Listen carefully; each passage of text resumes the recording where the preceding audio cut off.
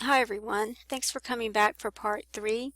I'm sorry for the abrupt ending in that last video, but just to summarize what I was beginning to realize before watching the video that I had just told you about is I was beginning to realize all of the parallels between the temple and the 144,000 and Zechariah 144. And what I was starting to realize is that the Mount of Olives, when it splits, actually represents the two witnesses.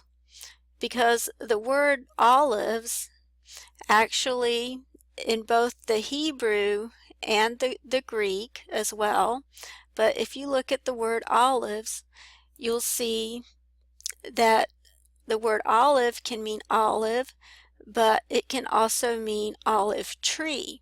And this is one of the things that I had realized before watching the video that I just told you about, is that the Mount of Olives could just as easily have been called the Mount of Olive Trees.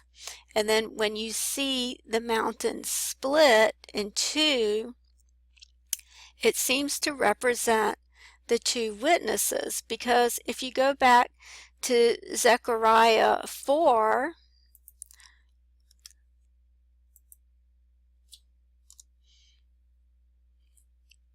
you will see that once the headstone is placed on the building, right after that it talks about the two witnesses, the two anointed ones.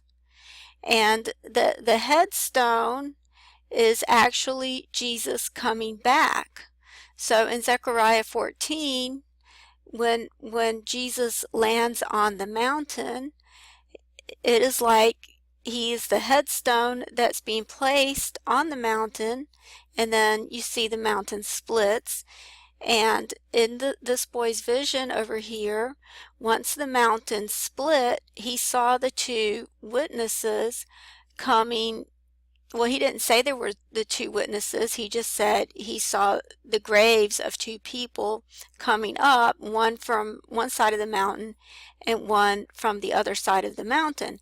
And this is something that I had just come to understand. This is only one of the things. There are some other things that were confirmed in this video, but this is just one of the things that I had come to understand just shortly before this video, is that the two witnesses are actually represented by the mountain splitting, because as you can see in Zechariah 4, right after the headstone is placed on the mountain, it begins speaking of the two witnesses.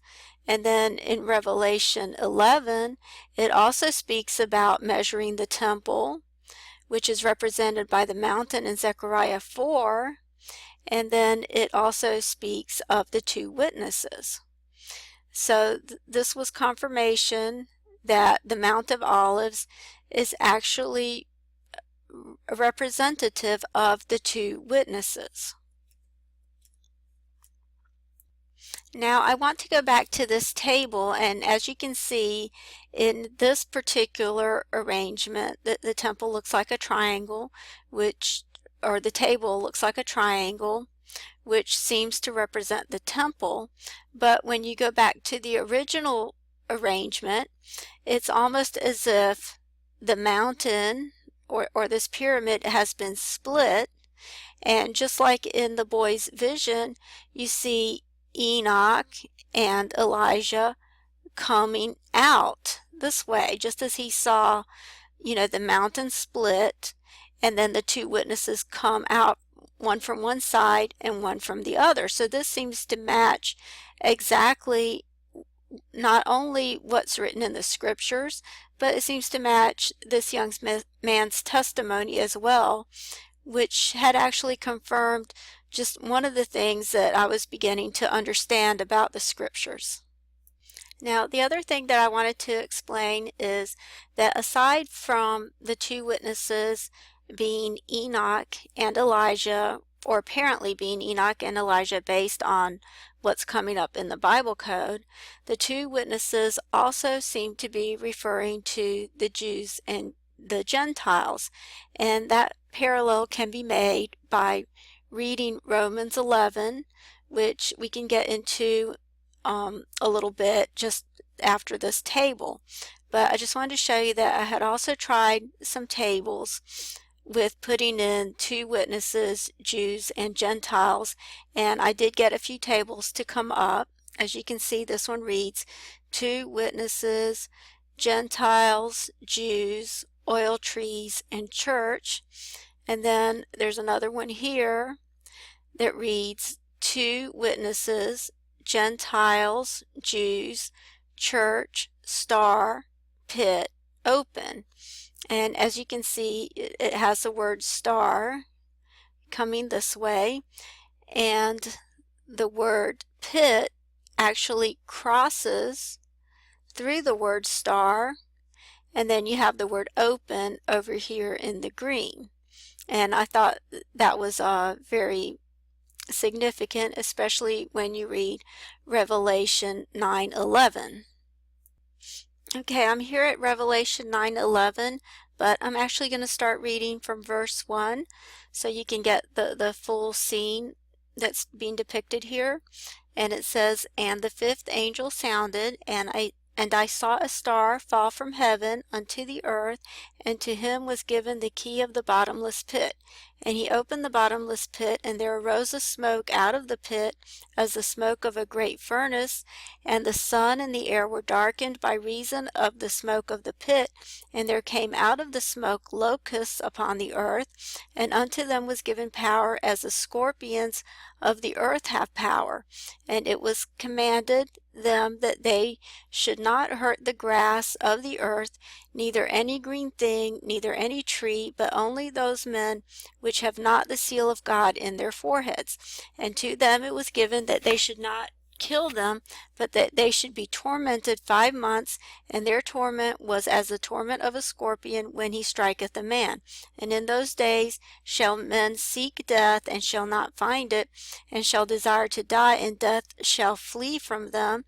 And the shapes of the locusts were like unto horses prepared for battle, and on their heads were as it were crowns like gold, and their faces were as the faces of men, and they had hair as the hair of women, and their teeth were as the teeth of lions, and they had breastplates as it were breastplates of iron, and the sound of their wings was as the sound of chariots of many horses running to battle, and they had tails like unto scorpions, and there were stings in their tails, and their power was to hurt men 5 months, and they had a king over them, which is the angel of the bottomless pit, whose name in the Hebrew tongue is Abaddon, but in the Greek tongue his name is Apollyon." Then, if you go to Revelation 11:7, it reads, "And when they shall have finished their testimony, the beast that ascendeth out of the bottomless pit shall make war against them, and shall overcome them, and kill them." Also, if you go back to this first table, one of the things that I had noticed about it is that it has the word comet over here twice, one right on top of the other, so that actually drew my attention. And then when I saw star come up in the other table, I thought that was significant, that they both seem to be referring to some type of comet or a star. Now, there were some other tables that came up with the two witnesses in the same table that I just showed you. And I'm not going to go over all of these, but I'll just show you some of the terms that came up with the two witnesses and the Gentiles and the Jews. And those terms were oil, trees, church, end, church age, Lord, church, die, rise, 3, church, star, pit, open, that's the one I just showed you, star, pit, key, star, come, Jesus. And then there's another one down here that I will show you the table for in just a minute. Okay, and this is my last table, and as you can see, it reads at the top as Enoch, Elias, twins, two sons, oil, God, holy, fire, word. And my reasoning for twins, that's something that I would probably have to explain in another video. It's just a theory I had, but putting these terms in really came up with an amazing table.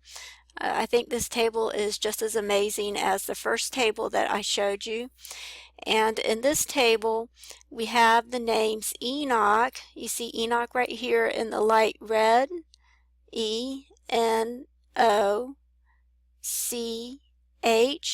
and the name Elias actually shares the letter E, and then you see it in the pink over here, the rest of it. So you have E-L-I-A-S,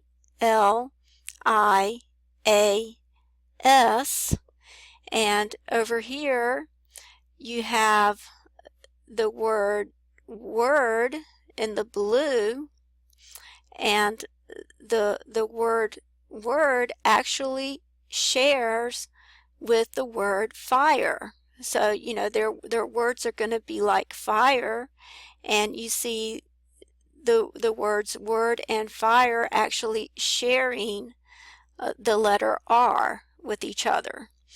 And then over here you see the word holy in the green coming down, and both the letter I in fire and the O in holy, as well as the H in Enoch, they all share with the word chariots. And of course we know that Elijah went up in a chariot of fire, and if you'll hold on just 1 second, I'll read that scripture to you. Okay, that's in 2 Kings 2:11, and it says, "And it came to pass, as they still went on and talked, that behold, there appeared a chariot of fire and horses of fire, and parted them both asunder, and Elijah went up by a whirlwind into heaven."